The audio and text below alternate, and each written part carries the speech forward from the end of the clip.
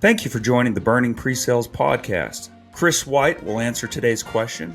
Chris is the author of the book, The 6 Habits of Highly Effective Sales Engineers.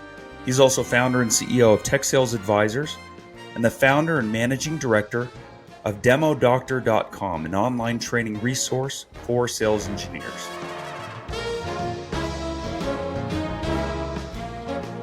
I don't understand, and maybe this is just my newness to the space.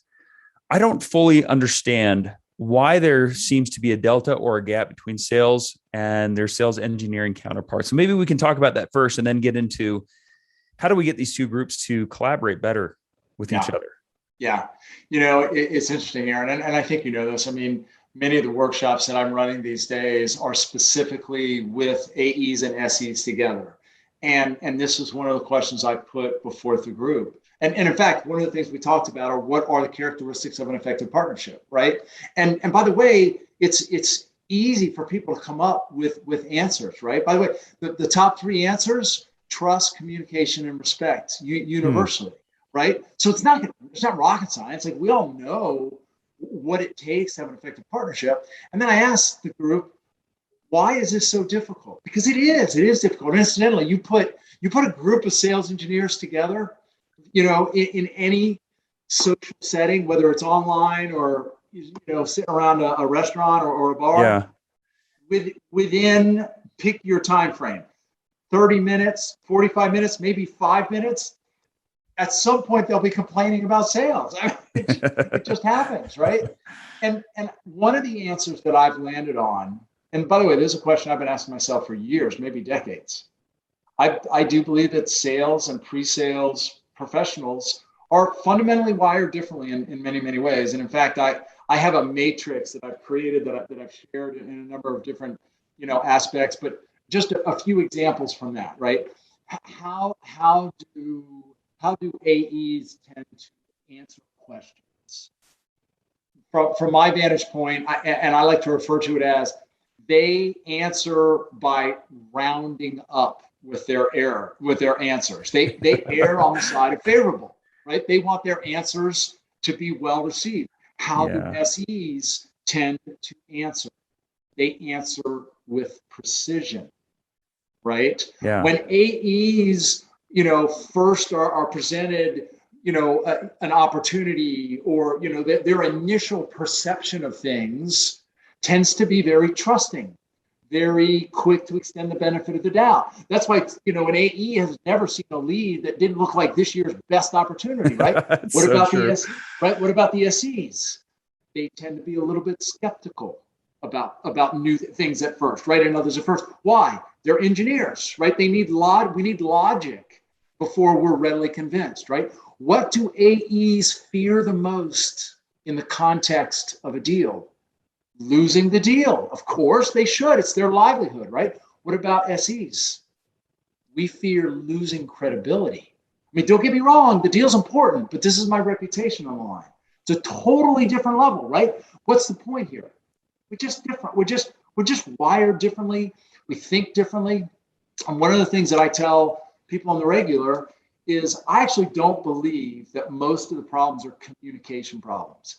I actually believe most problems are interpretation problems. It's how we interpret what we see and what we hear and then respond accordingly that creates a lot of the problems. So I think, to answer your question, why is this hard? We're just wired differently. And yet now we're paired together to do one of the most important things in business, which is generate revenue and close business, right? Yeah. And we just gotta work hard to understand one another and not project motives on the things we see and the things we hear.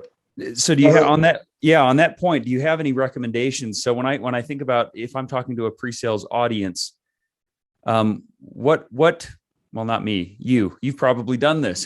What do you tell pre-sales reps to do to improve the level of collaboration and interpretation, as you use that word, and vice versa? What can salespeople do to improve the level of collaboration and interpretation with their pre-sales counterparts?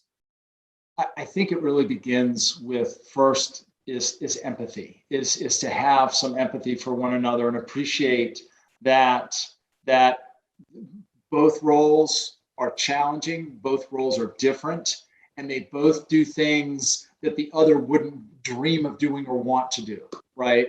For example, I tell SEs, look, there's a tremendous amount of work that goes in to just getting you in front of the customer, right? Mm-hmm. AEs have to prospect. They're knocking on doors. They're having doors, closed on them. They work for months in many cases just to get the meeting, right? Mm-hmm. So a tremendous amount of work happens before the SE is invited to the party, right? But the SE has got to be, they're responsible for saying the right thing, delivering the demo, staying current on the technology and the products, right?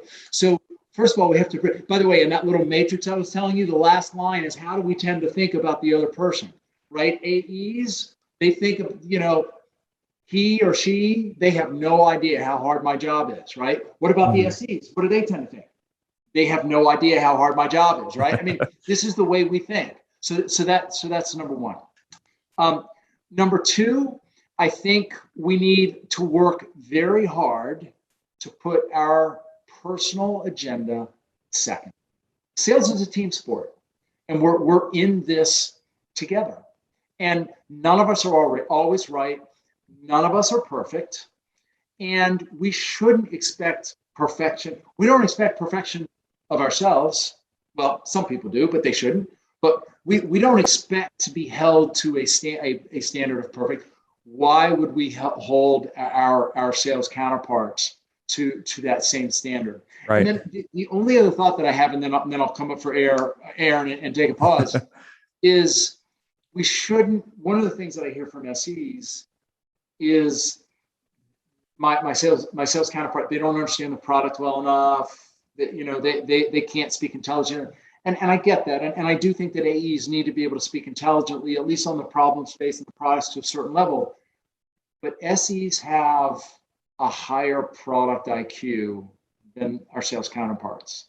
And we are expected to understand better. By the way, I have a definition for IQ. My definition of IQ is the ability to make finer distinctions. We have the ability to make finer distinctions. That's our role. Likewise, AEs have arguably a higher sales IQ. They have a higher business acumen or business IQ.